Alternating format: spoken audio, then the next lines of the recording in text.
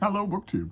Two things occurred to me first thing this morning while I was walking my drowsy bean who really does not want to get up first thing in the morning. I don't know why I insist. I just think it's good for her, that's all. So I get her out of bed as soon as I possibly can. Sometimes, until a certain point, she just says no. But as I was walking her, two things came to my mind. Number one is that Boston is tracking to have a soaking rainstorm tomorrow, Saturday. A precursor to a much bigger and more powerful storm that will be coming through on Wednesday, the day before Thanksgiving, the day before the #1 travel holiday in the calendar. I won't be traveling on Thanksgiving, but it looks like Thanksgiving morning, anyway, might be a mess. But tomorrow is slated to be rain, large part of the day. We don't know if that'll actually happen. It doesn't look like that strong a storm, and it also looks like the later model resolutions show that there's a chance it will just all go out to sea. But that was one thought that crossed my mind, and then the other thought that crossed my mind is how long it's been since I've done a used book haul on this channel. And those two things combined to make me decide to go to the Brattle Bookshop here in Boston. I went to the Brattle Bookshop in downtown Boston. I've talked about it many times on this channel before. It's a used bookstore. It's my bookstore.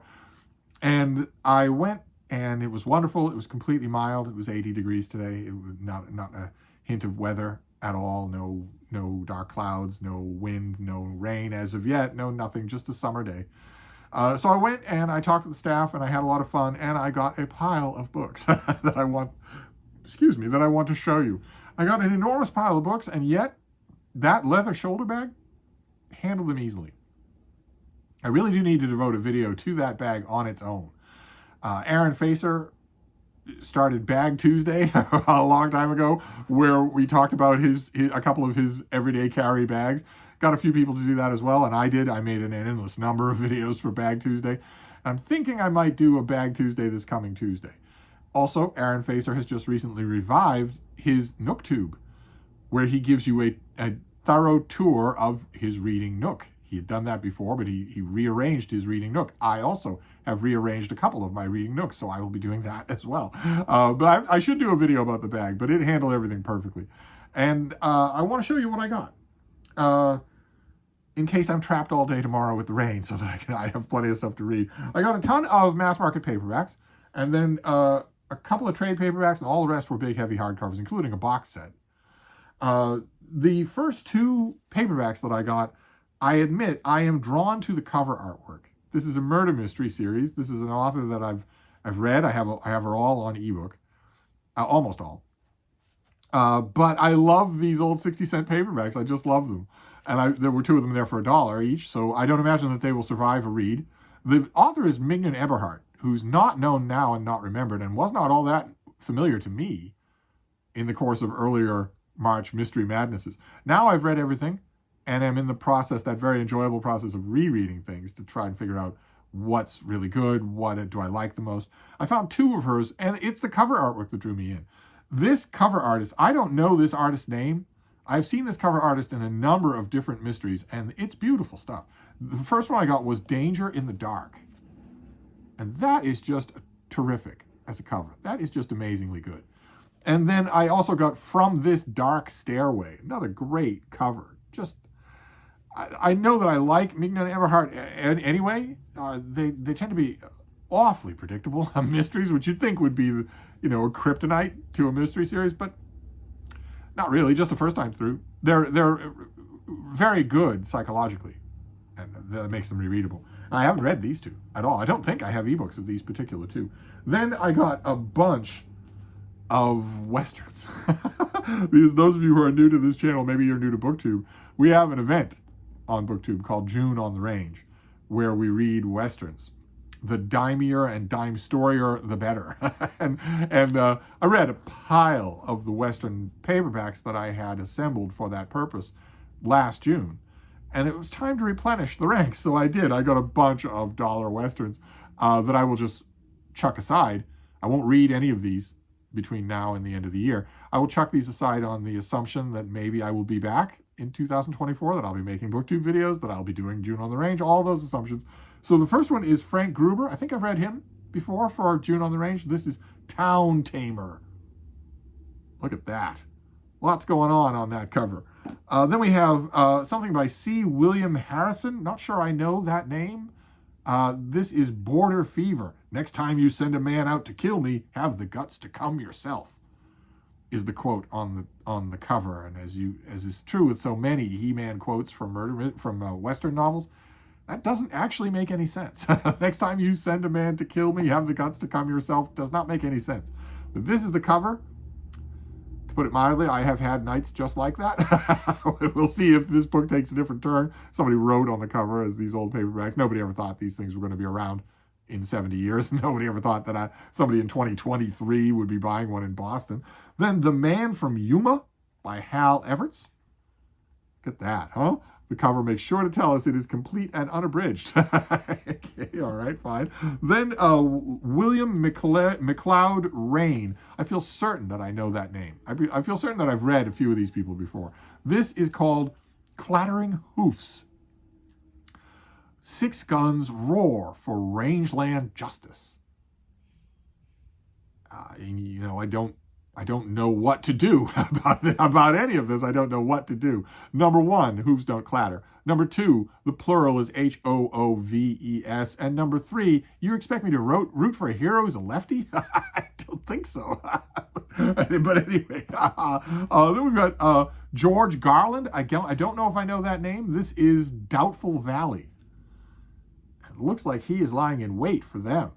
They are dressed wrong. Those First Nation warriors are dressed wrong, but it looks like he's lying in wait for them. He's got quite the set of heels on him, doesn't he? They're no spurs. He's just got 6-inch heels. And then finally, by Kurt Brandon, I admit the title attracted me before I even knew what the book was. I will definitely take it. This is called High, Wide, and Handsome. And he is... that would set her dress on fire if he were firing in a position like that. But we'll see what explains this cover. I'm not going to touch any of these unless and until I return for June on the Range. But then I got 2 other mass market paperbacks. I got one installment in Anthony Pohl's Dance to the Music of Time in these little who is this? Popular Library paperbacks. I have one other in this format, but I want them all.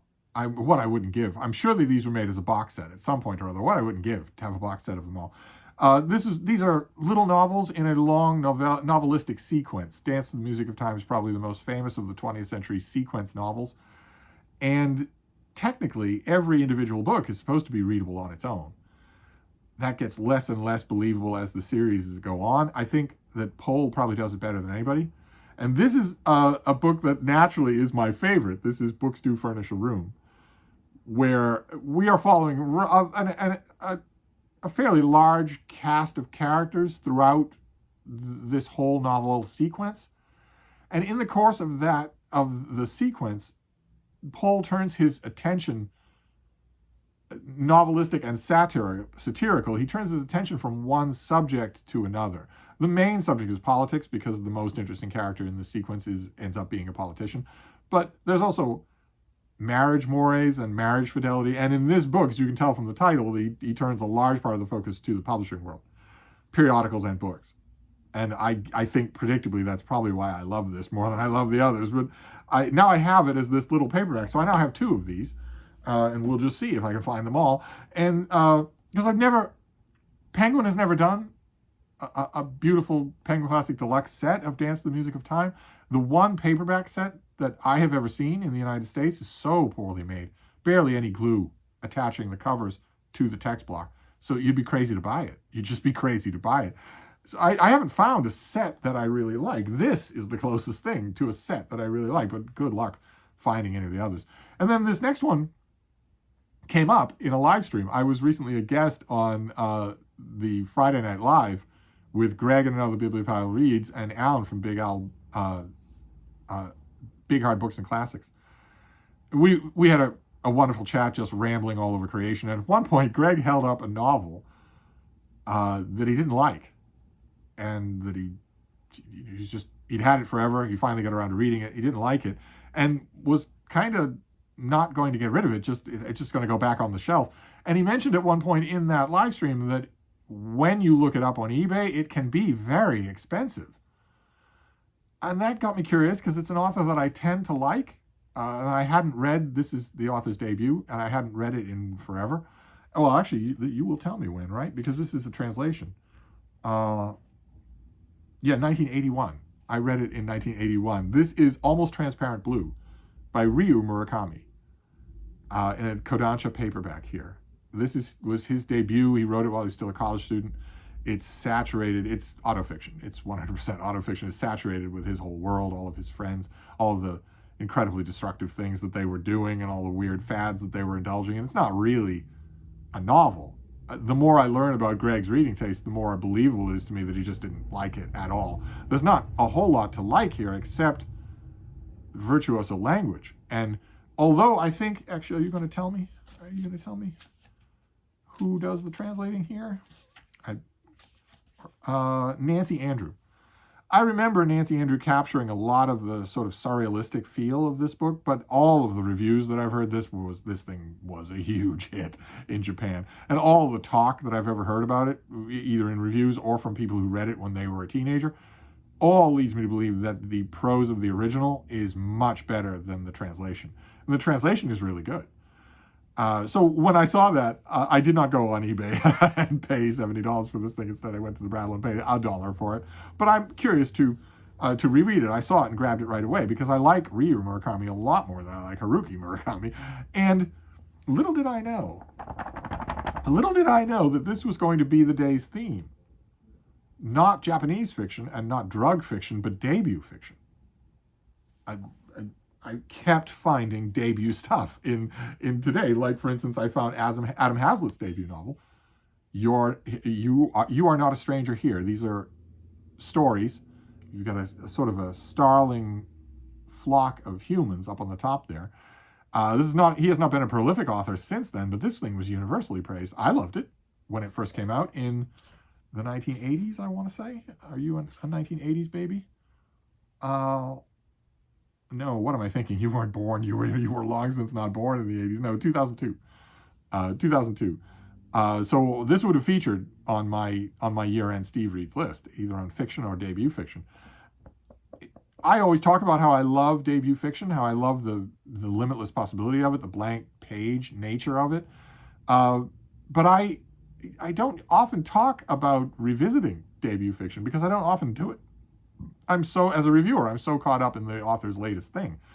It's going to be fun to revisit this. And it and the Ryu Murakami were not at all the only debut works that I found today for $1. So I also found this, Mohawk by Richard Russo, that was written when he had a job, when he was doing other things. It took off. It was extravagantly praised by people saying, like they said about Ryu Murakami, and especially like they said about the next author, that this is the debut of a remarkable new voice. Not just a new author, but a new voice. And here you have it in these old vintage, this vintage design here was, you had a whole library of books like this. I used to get these things all the time. When this came out, it was $7. But I read, Mohawk came out when, oh my God, look at a young Richard Russo. Oh my God, he looks like an insurance salesman. I read this when it first came out in 1986. And I was part of the chorus that praised it. But I have not read it since then. I read every Richard Russo as it comes out, but I haven't read this again since then. So it's another debut novel to go on the pile. And also there was this for $1, Chilly Scenes of Winter. Look at a young Ann Beatty. Look at that. This is a novel about a young man. It's not autofiction. It's the last gasp of fiction before it was entirely given over to autofiction. And I remember really, really enjoying this and then parting ways with Ann Beatty. I don't know her subsequent work, much at all. And I don't know how it will feel to revisit this thing. I certainly have never been tempted. This has been reprinted in a couple of reprint volumes of hers, but I have no idea what it's going to be like to revisit her and see whether or not I like Chilly Scenes of Winter. We shall see. I remember being impressed by it. Then the other paperback that I got was a Penguin Classic. Every once in a while I spot a Penguin Classic that I didn't have or that I had once upon a time and haven't had in a long time. And I found this, 4 stories by American women. Isn't that neat? We have Rebecca Harding Davis, Charlotte Perkins Gilman, Sarah Orne Jewett, and Edith Wharton in a cute little volume like that. That is really neat. What have we got here? Let's find out what we have here. Of course, two of these are better known than the other two. We have Life in the Iron Mills by Rebecca Harding Davis, who I think Rebecca Harding Davis had a reissue of some kind. I think I wrote about her recently. I'll have to look that up. Then, of course, The Yellow Wallpaper by Charlotte Perkins Gilman, The Country of the Pointed Firs in its entirety by Sarah Orne Jewett, and Souls Belated by Edith Wharton, which I do not have in any other collection. So I saw this and immediately wanted it. Okay, then we have something that I have advised many times before. I don't know how. I give you advice on how to shop at the Brattle all the time. Of course, there's no wrong way to shop at the Brattle. And also, I don't know what the advice is there for, since I don't know how many of you are ever going to go there. But one of the pieces of advice that I give myself, let's say, in the Brattle sale lot. Sale lot is outdoors. It's thousands of books for $1, $3, or $5. It's not organized in any way except by price. So you never know what you're going to find there. Nothing's together. There's no fiction section or anything like that. So one of the rules that I've always used for the sale lot is that if you are out there and you see something and it's part of a series, like, for instance, this, grab it. Don't stand there and say, well, I'm not going to get it because I want the whole series. Grab it. Because guaranteed, the rest of the series will show up and you won't have the thing you saw if you don't grab it. Because these things, the Brattle van goes out to somebody's house, they buy a bunch of books, they box them all up, they bring them back to the shop, and the box go down into the basement. And sometimes they get shifted around down there for a long time before they come up and get spliced apart and priced or whatnot. Things could easily break up from each other. So I found volume 2 today of something, and I want volume 1 as well. This is the Norton Anthology of American Literature, volume 2. See that what I mean? That's volume 2. It's already got a covering on it, and it has the huge amount of critical apparatus and the onion skin, really thin pages. And this volume 2 starts off with Samuel Clemens. I have no idea why. Samuel Clemens never wrote anything. But I'm assuming that the authors believe that Samuel Clemens did write things. He didn't. It's a free country, and your hand controls your pen. So if Samuel Clemens ever wrote anything, he would have signed that. I think that they mean this to stand for Mark Twain, and also that the editors mean to say they know better than Mark Twain. Neither of those things is true, so that, of course, should say Mark Twain. But also you've got all of the great 19th century contemporaries: Bret Harte, William Bean Howells, Ambrose Bierce, Henry James. Sarah Orne Jewett is in here, just The Foreigner. Kate Chopin, The Whole of the Awakening, is in here. Booker T. Washington, Ham Garland is in here. Edith Wharton is in here. The Bonner sisters. And this will take you all, they only did 2 volumes of this, so this will take you all the way to the present day. I'm sure that Eudora Welty will be in here. Yes, oh, lots of poetry. Good Lord. Wallace Stevens, Marianne Moore, H.D., E.E. Cummings. Oh my God, tons of poetry.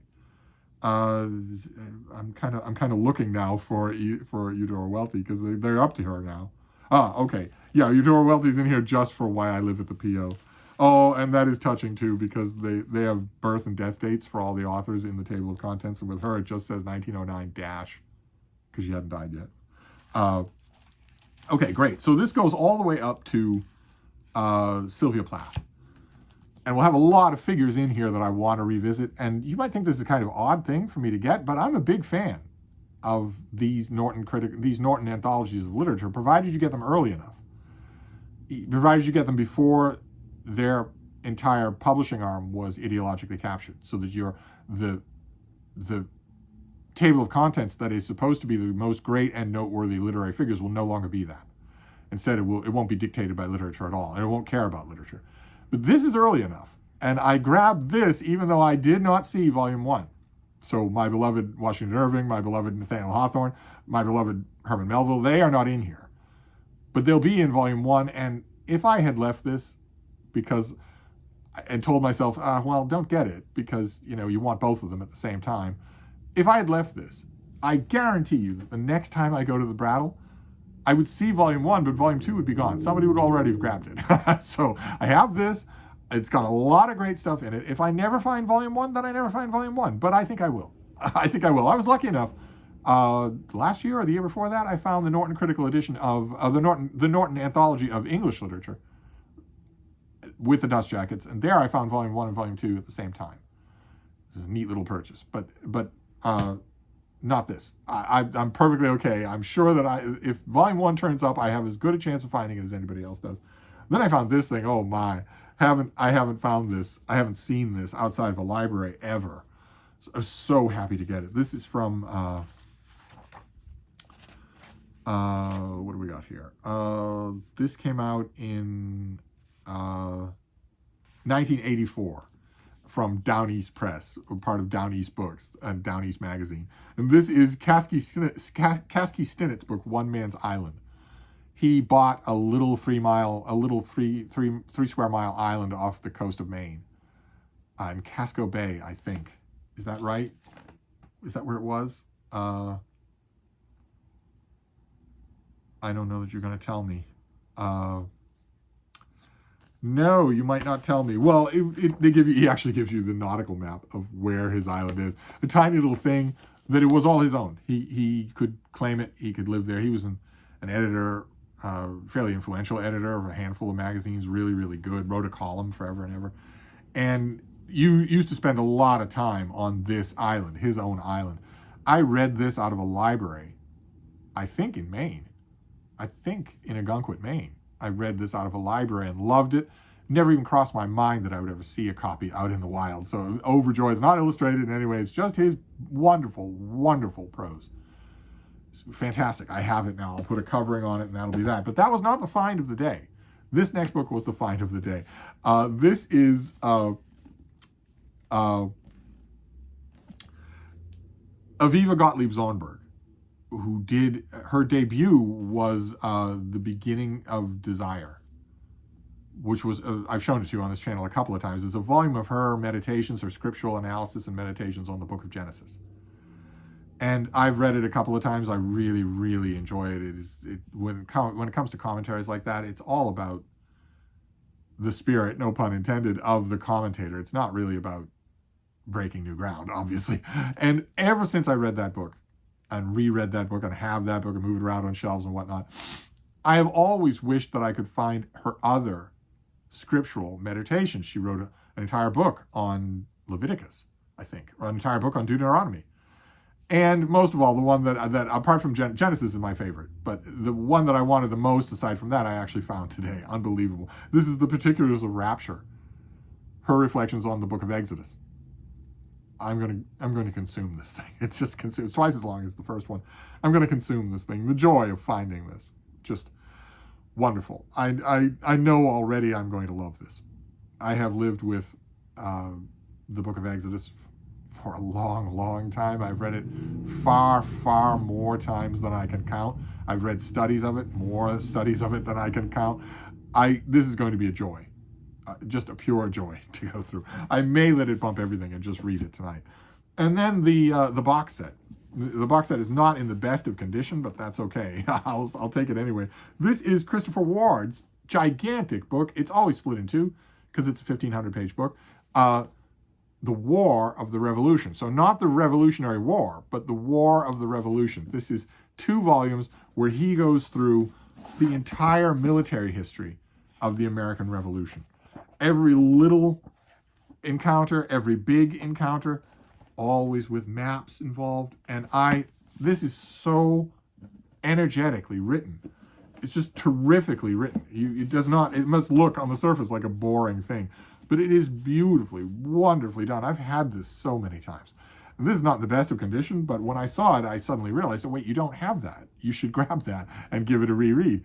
It may be the best military history of the American Revolution that I've ever read. I hate to say that because Lecky's book is really, really good, George Washington's War. But this may be even better. I'm going to see what I can do about reinforcing the box. The box actually needs help, not the books themselves. And then go at it again. And that was it. That was my trip to the battle. It was pre-rainstorm. That was one rationale. And 2, it's been a long time since I did a used book haul on this channel. It's been 12 hours. So that's what we have here. We have 2-volume War of the Revolution. We have the find of the day, The Particulars of Rapture, where this wonderful, sensitive reader goes through the book of Exodus. Oh. Then we have One Man's Island, Kasky Stinnett. I did not ever think I would see this thing as a book that I could just get for $1. That is incredible. We have the Norton Anthology of American Literature, Volume 2. So really a lot of the meat that I would want, volume 1, there isn't enough to fill a volume this size. So I'm kind of glad that that if I had to start, I'm kind of glad that I started with volume 2. Then we have a collection of stories by 4 women writers from America. We have a bunch of debuts. Chilly Scenes of Winter, Mohawk, and You Are Not a Stranger Here by Adam Hazlitt. And then a whole bunch of mass market paperbacks.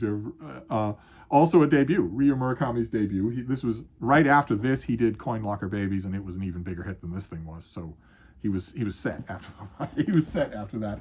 And then a bunch of mass market paperbacks. Books Do Furnish a Room, a bunch of westerns, and 2 Mignon Eberhardt murder mysteries that I got for their lovely, moody covers. It's just lovely. I have ebooks of a lot of her. Not a lot of them have good covers. So there you go. Good Lord. And the leather bag handled this easily. It was absolute joy. So that was great fun. The weather was not biting. It was perfectly wonderful. So I'll wrap this up for now, and maybe we'll go on a book haul next week. So I'll wrap this now, and we'll see you then. Thank you, BookTube.